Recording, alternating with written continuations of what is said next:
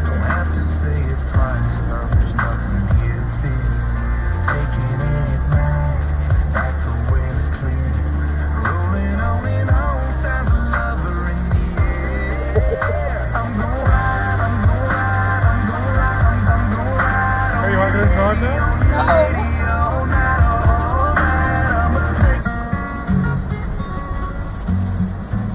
Around the bend, there's a wide shoulder to pull over and catch your breath from the white knuckle driving. Hopefully not too bad for you. And hey, check out the view too, huh?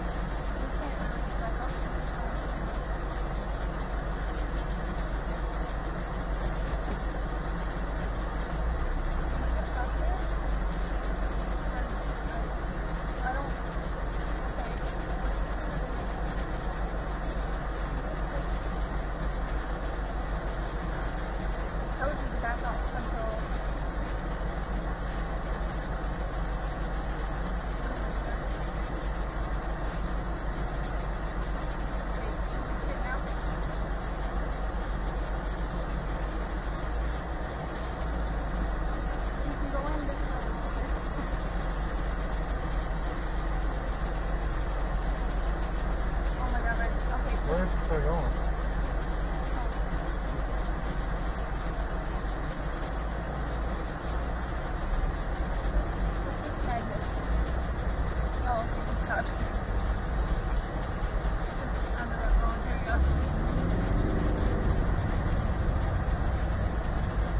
Holy shit, man.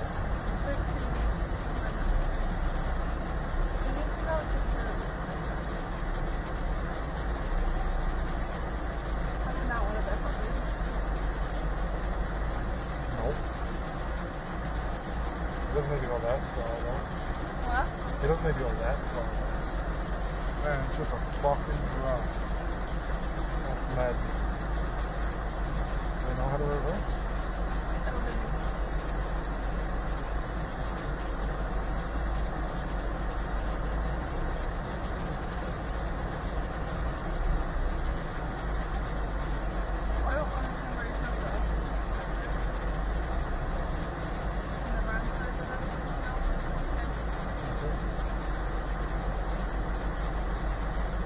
That was embarrassing.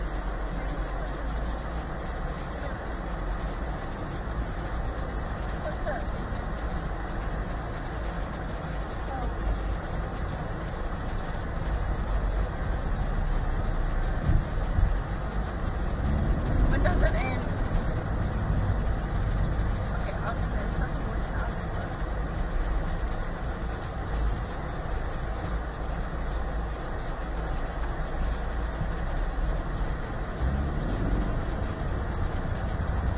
Right there before. There's this place in the I remember what it's called.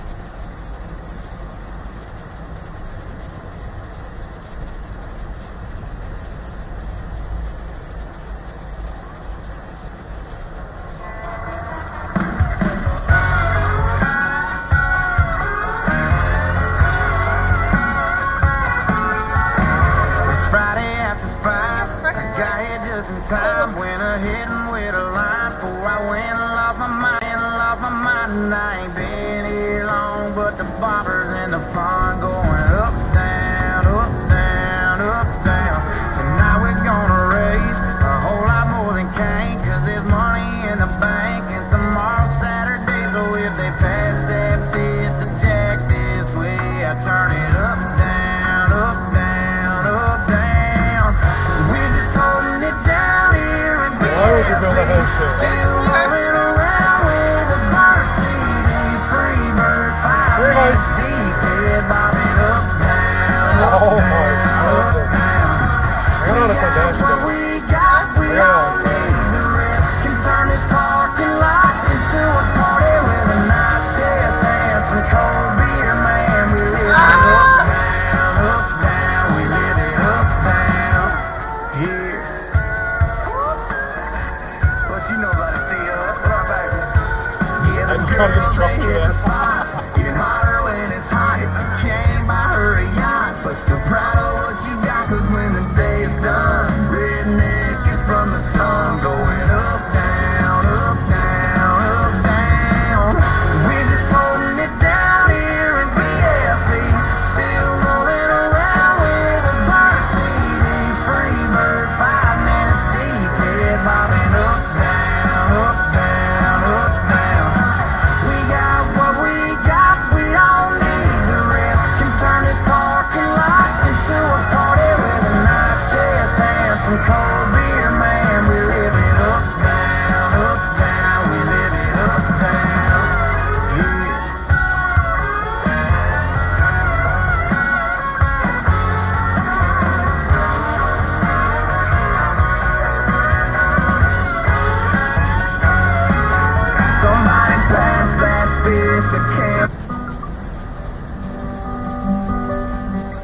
As we head up into the mountain ridge here, use caution and look for oncoming cars as the road is somewhat narrow.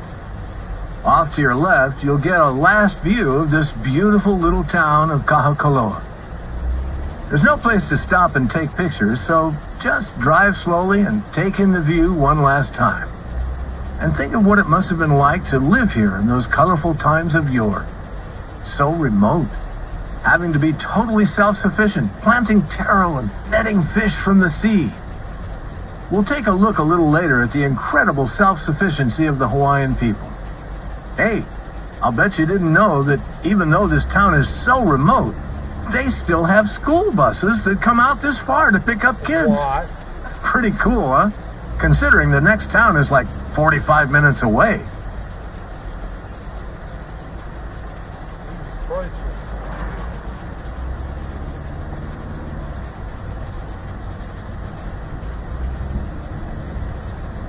School buses come out here. I don't understand how that's possible. I know. It's a lot wider. Coming right up, there's an optional stop at a local art gallery like a called small the school bus. Kahekili Gallery. Huh?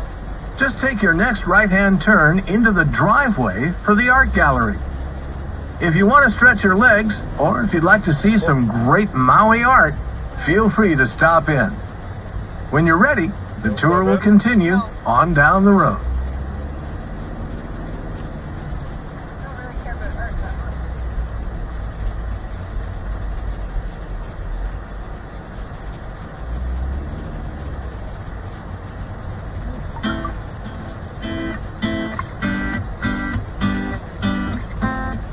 Aloha, folks. How's your day been so far, huh? Great. Well, depending on when you joined our tour today, you're probably beat from all our stops and hikes. Yeah. But hasn't it been a blast? You bet. Well, as we start our next leg of the tour, let me give you a little overview of our return trip so you'll know what to expect. Now, the next section of road is mile after mile of picturesque rolling green hills. In the winter months, it kind of looks like Ireland or New Zealand. So if you want to stop and take a picture, well, be my guest. Just make sure you find a safe place to park and pause the tour. If you don't stop, no worries. There's only one more brief stop for the next 30 minutes or so. Now, along this drive, I'll share a handful of interesting stories. And of course, we've got some great music to keep you entertained.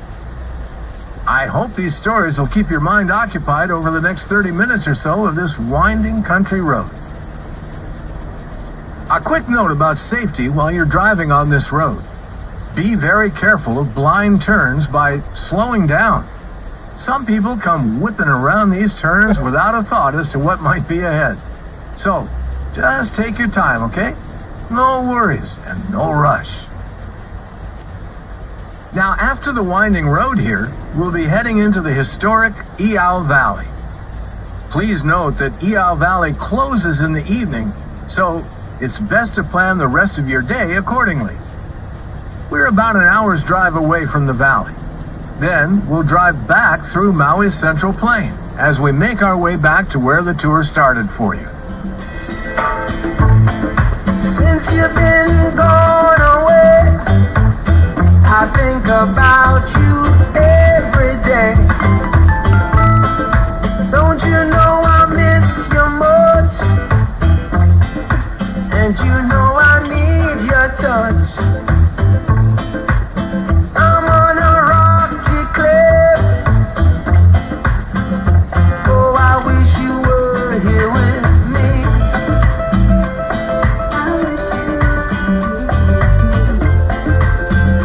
On the beach in Hawaii.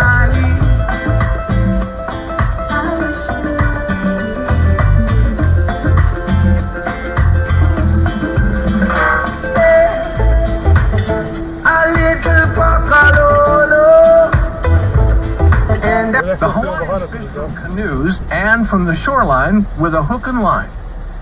For line, they braided olona, a type of flowering shrub endemic to Hawaii that makes a super strong cordage. Okay, moving. Hooks were carved from bones, turtle shell, whale ivory, and wood. And some even made wooden hooks that were a foot long and tipped them with bone to catch sharks. Stone sinkers carried their lines to the ocean bottom in the deep fishing grounds. To attract a school of fish, they baited the water with smaller fish, shrimp or crab, and they even roasted the ink sac from an octopus and mixed it with plant material. Then they put this mixture on the tip of their fish hooks to catch smaller fish close to shore. Fish hooks are an integral part of daily Hawaiian life. And it's no surprise that they play a significant and symbolic role in Hawaiian mythology. A certain special hook was part of the legend of the Polynesian demigod Maui. His magic hook was named the Manai Kalani. Stories say that Maui used his enchanted hook to lift all the Polynesian islands from the ocean floor so his people could live on it. When fishing in shallow waters, along shoreline ledges, or underwater, Hawaiians also used spears that were up to 7 feet long. At night, they lit torches attracting fish to the bright lights, and then the Hawaiians would hurl their spears at them with deadly accuracy. Net fishing is a way of angling where a fisherman can catch a lot of fish at once.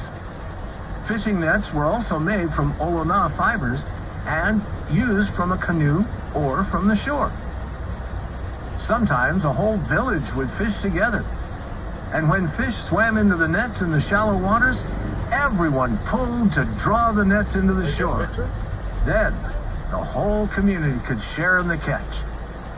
This was what was called a hukilau, meaning to pull ropes.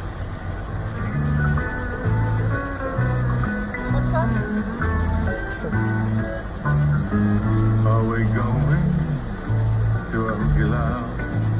A hukilau. Everybody loves a hukilau. For the lau is the cow is the luau. We throw our nets out into the sea, and only a mama comes swimming to me. Oh, we're going to a hukilau, a hukilau. What a beautiful day for fishing. Oh, Hawaiian way, the hukilau that's swishing down an old Lafayette Bay. Oh, we're going to a hukilau, a hukilau. There's romance beneath Hawaiian skies, with a lovely hula maid and roll their eyes, while the silvery moon is shining above. The Kanis and Mahili sing a song about love. Paradise now at the hukilau. Hukilau.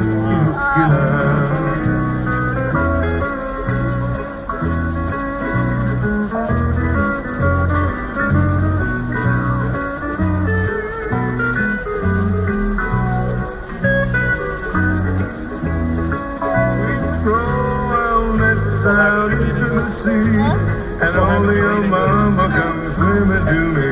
Oh, we're going to a hukilau, a hukilau, a hukilau.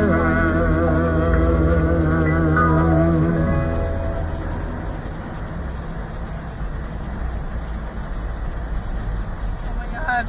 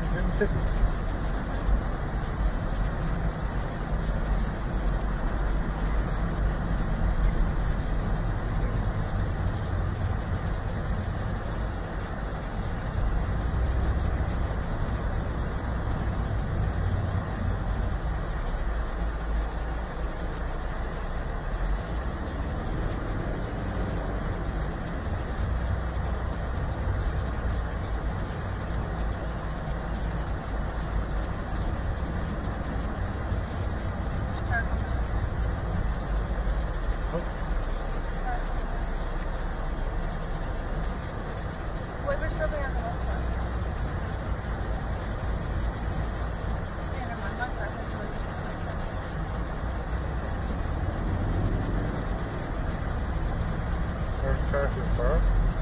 Yeah, there's somebody that's in. Oh, right here. Okay, I just need it right there.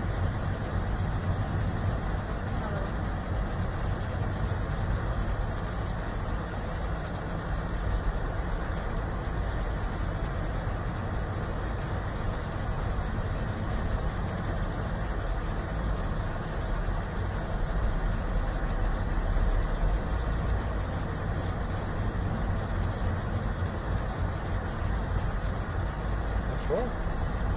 They sure there's another one? Ancient Hawaiians also developed aquaculture and fish ponds more than any other Polynesians. Fish ponds guaranteed that chiefs would always have a supply of fresh fish. Over generations, fish pond techniques were perfected. Sluice gates were put into the pond walls to let small fish swim in, but the gates kept larger fish from swimming back out to the ocean. The large saltwater ponds were ingenious and even better than a refrigerator because it ensured a ready supply of fresh fish year-round. Some fish ponds are still in use today, while many others are being restored.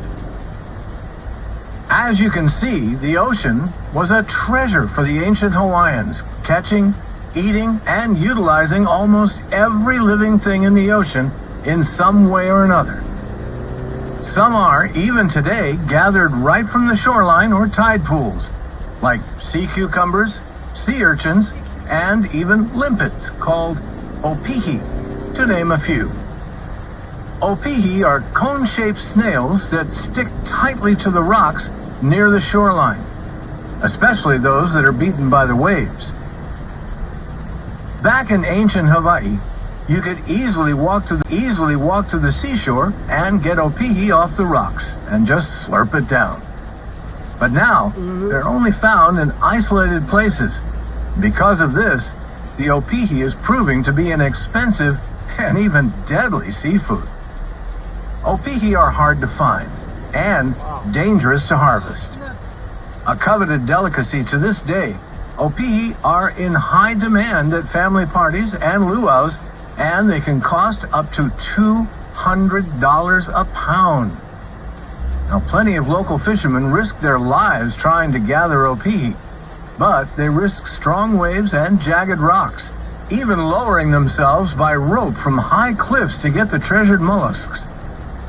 Unfortunately, every year or two there are fishermen lost to the waves while trying to gather opihi. To this day, the ocean is still an important part of Hawaiian life. Although we don't depend on the ocean for food as much as our ancestors did, it's still a treat when you can eat something fresh caught straight from your own backyard. You know what I mean? Interesting thing is, you don't have to have a fishing license to fish in the ocean in Hawaii.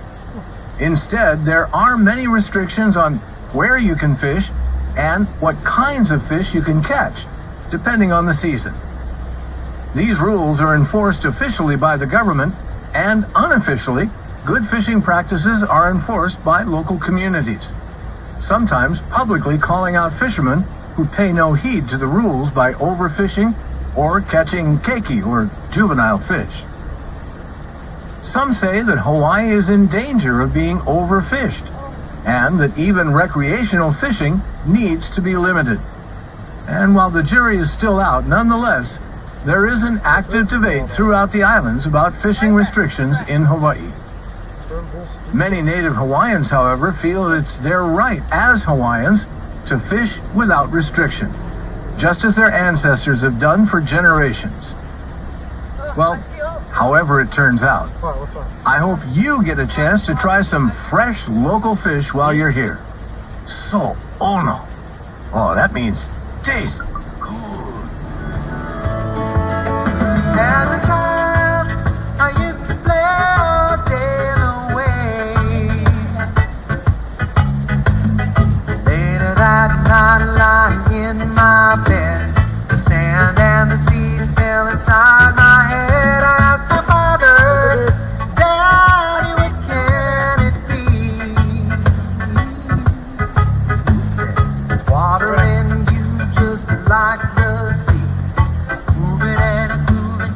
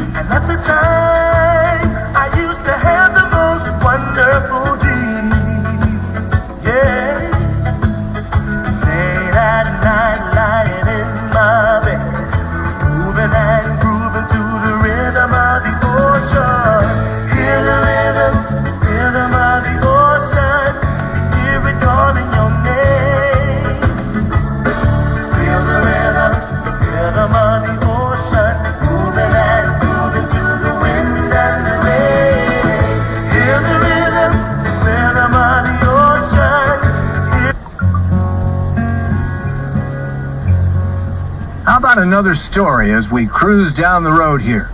Sound good? All right.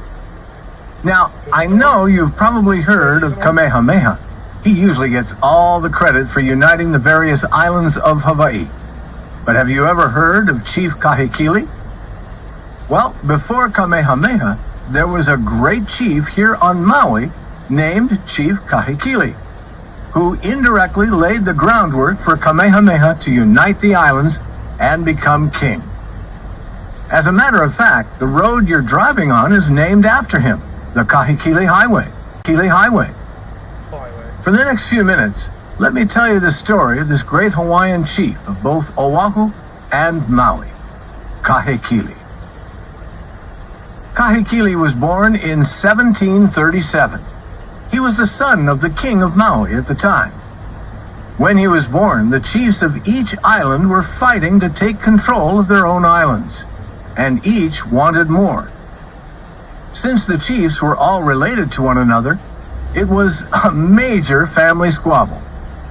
But not just with insults. They used weapons. They killed each other. And it was a time of great unrest.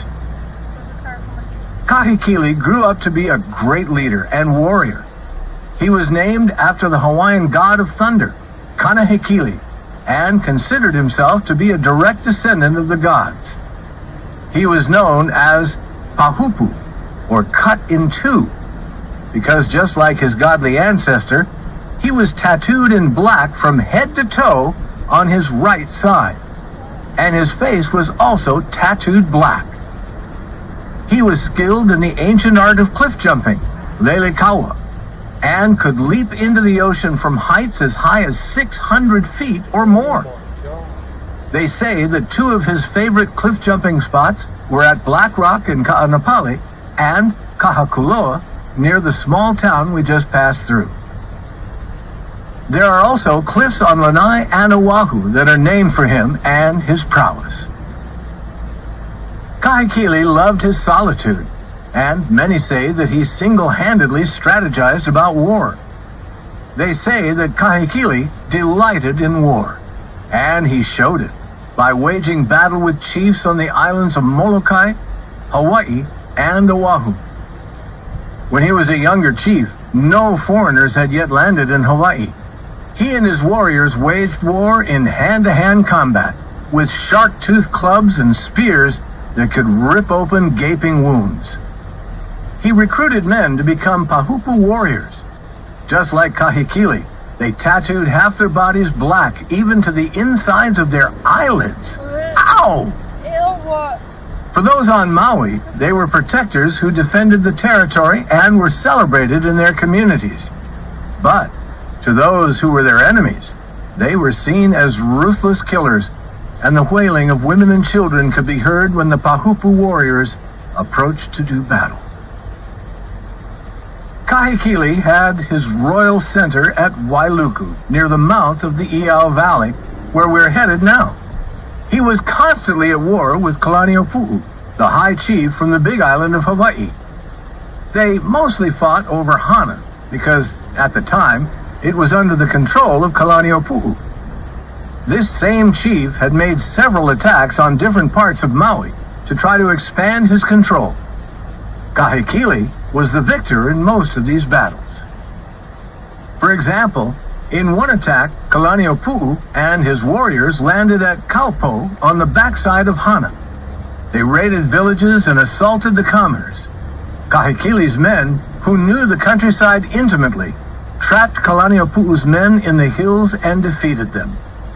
Another time, 800 island warriors landed at Honolulu, only to be killed like fish enclosed in a net by Kahekili and his Pahupu warriors.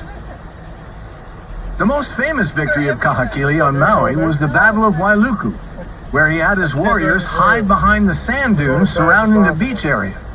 When Kalaniʻopuʻu's army landed, they were taken by surprise and attacked on all sides by Kahekili's men. No matter what his enemies attempted, Kahekili's army was invincible.